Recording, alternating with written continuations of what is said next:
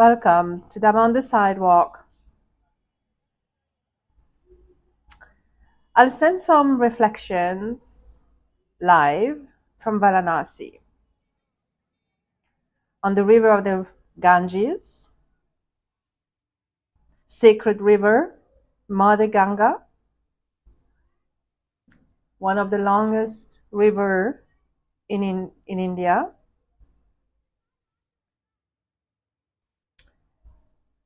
Varanasi is a very peculiar city to me. It has an energy as though of a last frontier, like there's nothing beyond. And yet it is vibrant with very lively energy, colorful energy, and it's highly spiritual. 90% of the people who come to Varanasi, who are in Varanasi, are here for a spiritual purpose. There's actually nothing else.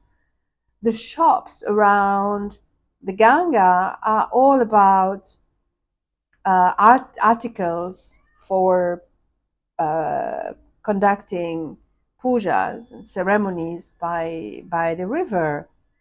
There is nothing else than spirituality. If you hear a bit of background noise around me, these are the boats along the river, non-stop.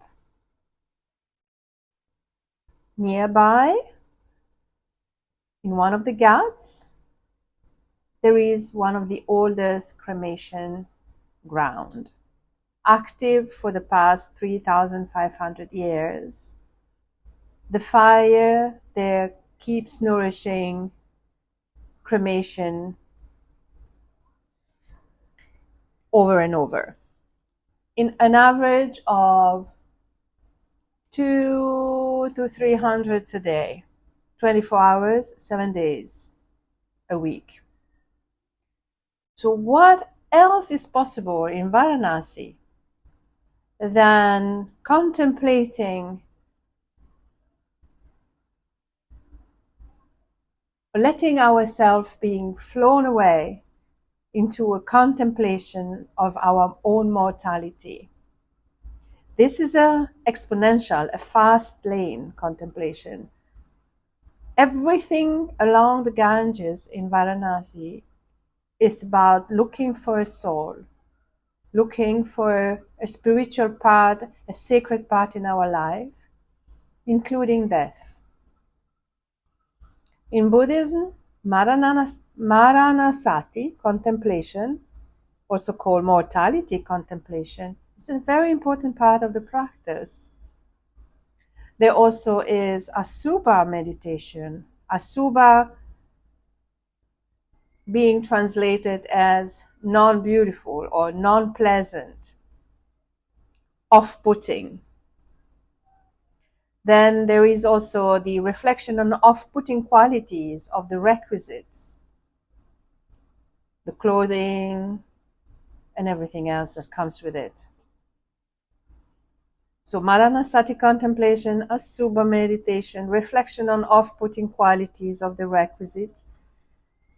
All of that is Varanasi. And at the same time, Varanasi is just about celebrating the sacred, the sacredness that embraces life.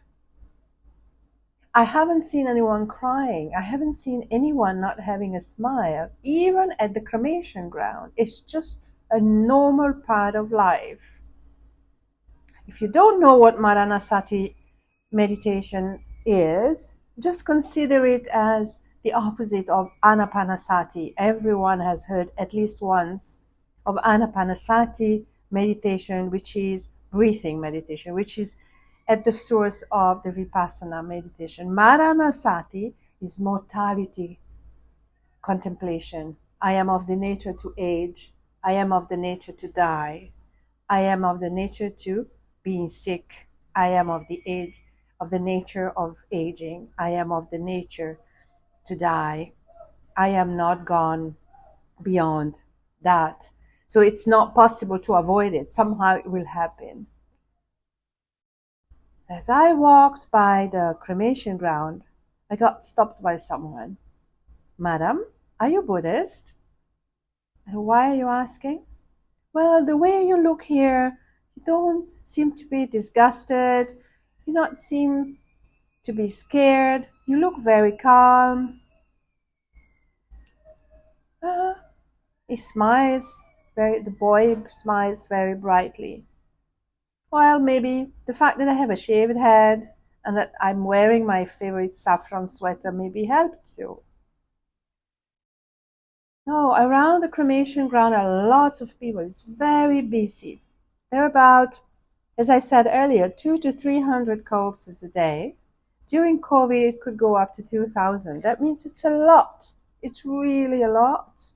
Because there only are about 50 pits, 50 50 locations on the ground.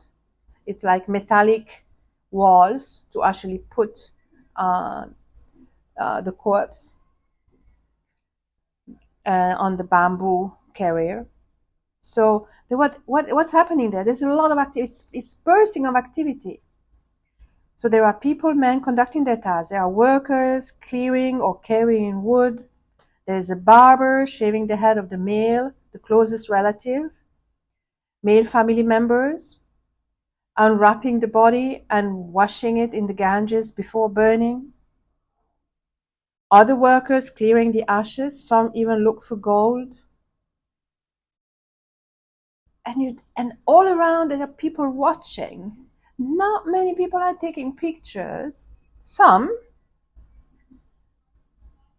but everyone is sitting there watching. Some of them are watching family members. Some of them are just visitors. They're just watching. It's part of life. And that's what makes Varanasi being very peculiar. It is very peculiar to just go and eat something or visit a temple and then just step outside and watch a body being burned. It takes approximately up to 4 hours for everything to be burned. And the hair, the skull is being smashed so that, it also liberates everything from the brain, but also because it's a big piece of bone, so it would take longer. Then there is this blue lassi shop. So to get to the grounds, to the cremation ground, there are some very narrow alley. It's a bit like Venice, but more, I would say more narrow, narrower than the alley in Venice, and very, very crowded because there are lots of people doing their own daily chores. There are motorbikes, there are shops. There's a typical Indian activity in the street, but it's very narrow. I would say maximum 2 people can pass by each other, not much more. So the body being carried from the main road, and then it can only be carried by foot, and it's the carrier. It's made of bamboo, and then the body is wrapped in a white cloth, and then there are all sorts of other cloth, yellow cloth, golden cloth. There's flowers, and then there's some incense and some scents. And usually the closest member of the family or other people, if they can afford, they carry, about 6-7 people carry, and then there's one person who chants all the names of Shiva and the Lord, the name of the sun and the name of Shiva, all the names. There's somebody singing that, and everyone repeats. So it's very lively and dynamic and vibrant as well. And they walk along this long alley. It takes about 10 to 15 minutes to walk all the way down from the main road, and they arrive at the cremation ground, and that's where all the work is being prepared, the body is being prepared, and the fire pit is being prepared, etc. So there is a lassi shop, very popular lassi shop called the Blue Lassi Shop. And it is quite surreal to sit there.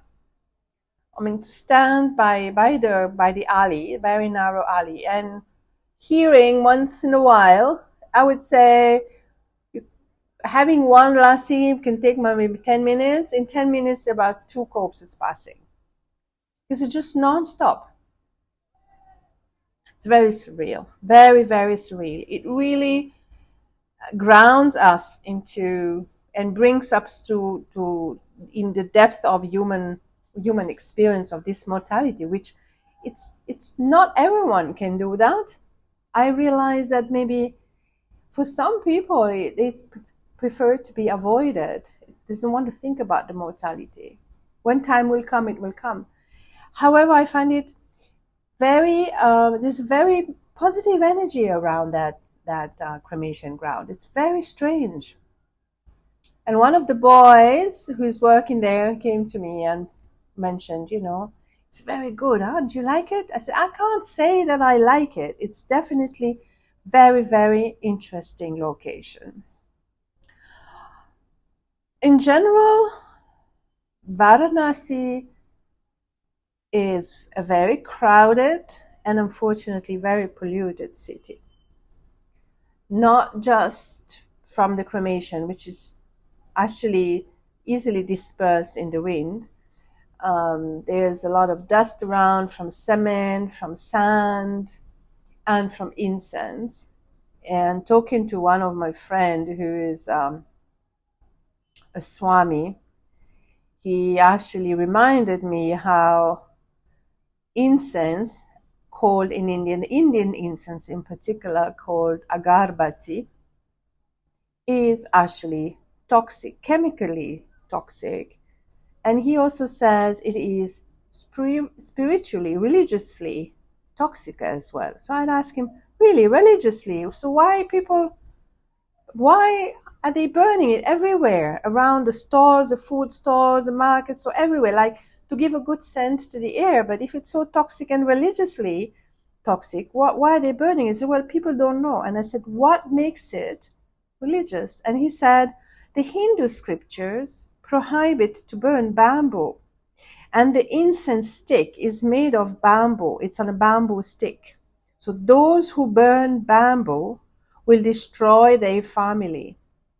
This is what the Hindu scripture states. And this, I really didn't know. I don't know if you knew about that. I didn't know about this. And it's the energy, the air can be choking, quite heavy. However, it seems to be floating away in a sense that one gets used to it, I guess. That's what there is. That's what happens. And interestingly, I've met two very interesting persons in the past few days I spent in Varanasi. And one of them is an older French doctor who's been coming for the past 23 years. He's been coming every year for 6 months. And to cut a long story short, his purpose started in the year 2000 for some personal changes in his life in Europe, in France, as a doctor and as a man.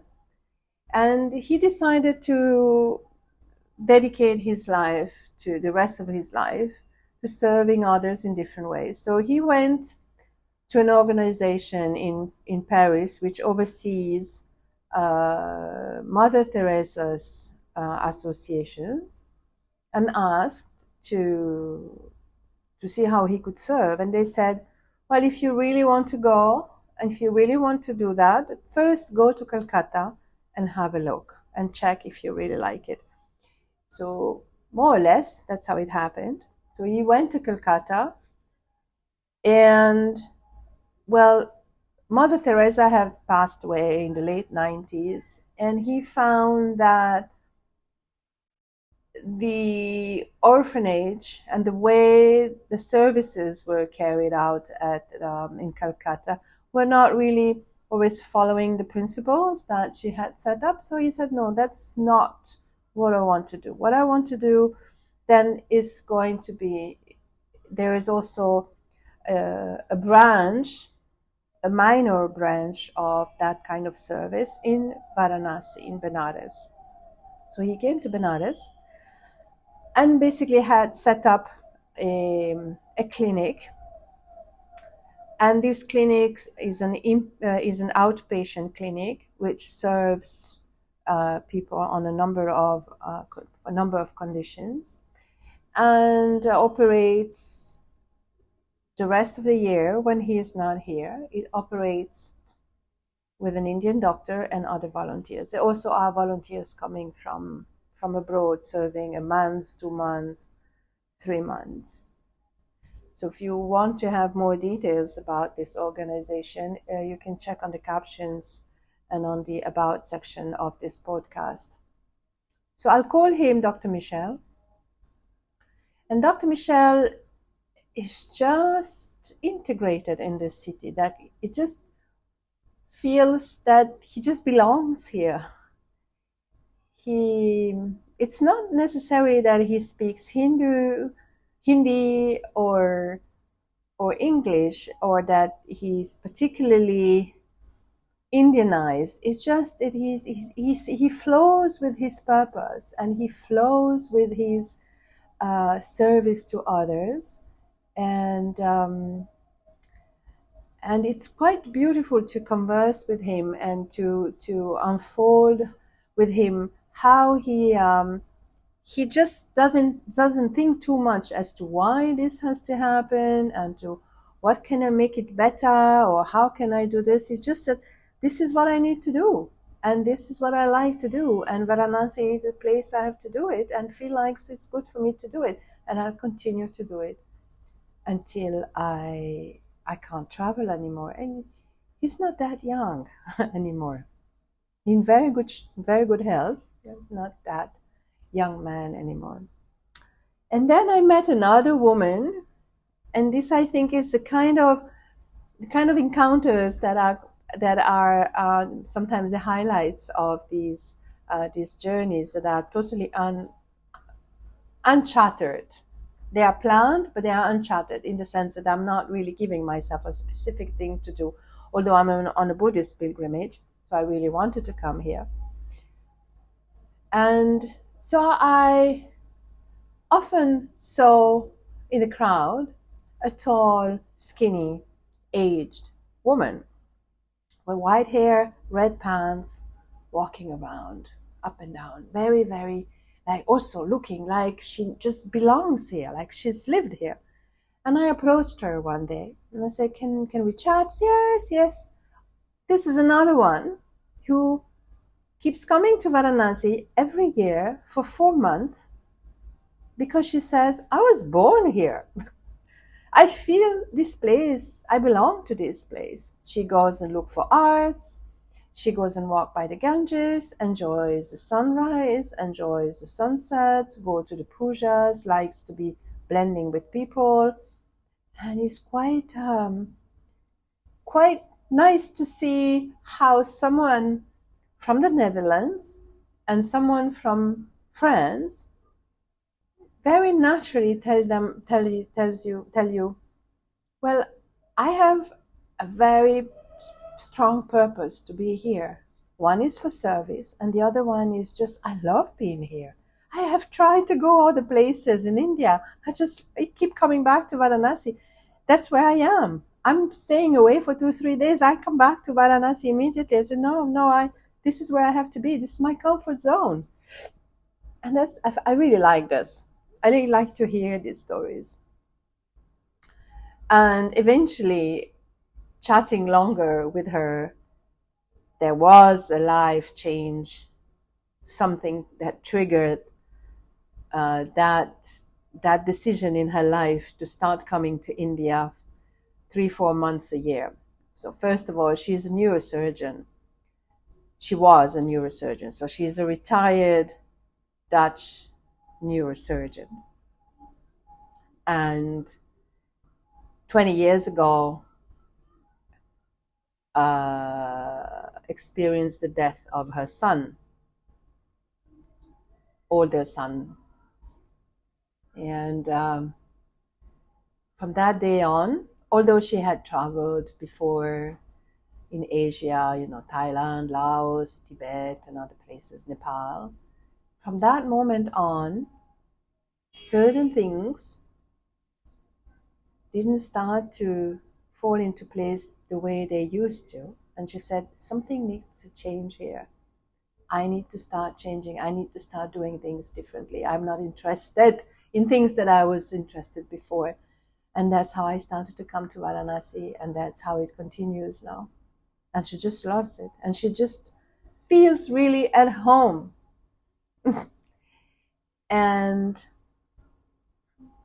I will close the Varanasi contemplation by saying how important it is to be reminded, if not even just confronted directly, such as I did, spending 2-3 hours, 1 hour every day at least, watching corpses being burned, watching corpses being carried, without any sense of disgust, just watching. It's not even curiosity. It's just a matter of watching it and say, one day that will be me. No matter what I do, no matter how healthy or not healthy I am, that will be me. That's where we're all going. And watching that and being reminded that that's also one way of enjoying so much. The fact of having to woken up in the morning, gone for breakfast, gone for coffee, having friends and having a life, being able to travel, and enjoying and appreciating the value of being alive and being thankful for being alive, as much as actually being thankful to Varanasi and say, thank you for having shown me how I can face mortality like that. Many Buddhist teachers include Asubha meditation, off-putting qualities. So it's a way of being reminded of the off-putting qualities of the body. There's a monk I know who, for him, practicing Asubha meditation means just trying to see everyone as a bag of rice. If you're walking in India, you can say everyone is a bag of dal and Indian sweets, or rice, or chapati, whatever you want to go. And that's say that everything that we see, the beauty, the colors, makeup, the blue eyes, the nice nail polish, nice clothing, all of that is just appearance. The actual body is just a bag of bile and blood and phlegm and other things. So that is part of meditations and chanting of Theravada monks. Asubha meditation. The second